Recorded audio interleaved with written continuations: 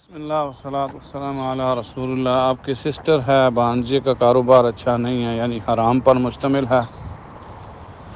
اس کے گھر جائیں تو کھائیں پئیں، کیا نہ کھائیں. اگر نہ کھائیں تو وہ محسوس کرتے ہیں. انہیں محسوس ہی تو کرانا ہے کہ آپ غلط کر رہے ہو.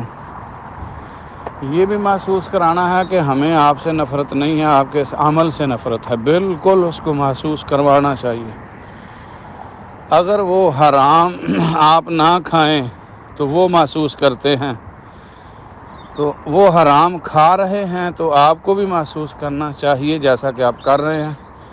اور انہیں بھی حلال نہ کھانے پر محسوس آپ کروائیں کہ خوف خدا کرو بھائی.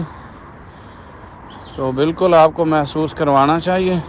فرسٹ آف آل تو آپ ایسے ٹائم پہ ان کو ملنے جائیں، کھانے پینے کا ٹائم ہی نہ ہو.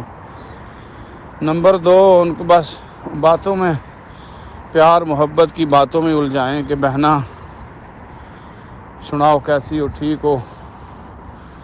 بس انہی باتوں میں رکھیں اور ان کو کہیں میں نے نہیں کھانا آپ کے گھر سے، کیونکہ جب تک آپ صحیح کاروبار نہیں کرتے ہو. ہمیں کسی نے بتایا یو کے میں کوئی بندہ کاروبار کرتا تھا حرام، اور وہ مسجد میں کسی وقت چندے کا اناؤنس ہوا تو اس نے بہت بڑی اماؤنٹ میں چندہ دیا. امام صاحب نے انکار کر دیا بڑی مجلس میں کہ یہ چندہ نہیں لینا، کیونکہ یہ شراب کی کمائی ہے. اب یہ احساس ایسا ثابت ہوا کہ وہ بندہ کہنے لگا اگر میرا اللہ کے راستے میں بھی قبول نہیں ہوتا تو مجھے فائدہ کیا. تو اللہ کے فضل سے وہ اسی بات پہ چھوڑ گیا ہر شراب کا کاروبار. تو بہرحال حکمت، پیار، محبت، ہمدردی یہ شو ضرور کرنی ہے.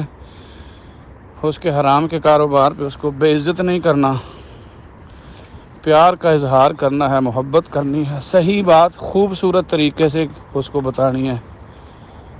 آپ ایسے کریں جس طرح کریلوں میں کڑواہٹ ہوتی ہے، کریلے، لیکن خاتون پکانے والی اگر خوب مطلب ہے اس کے اندر محنت کرے اور پیار سے پکائے سلیقے سے، تو کریلوں کی کڑواہٹ بھی ختم ہو جاتی ہے.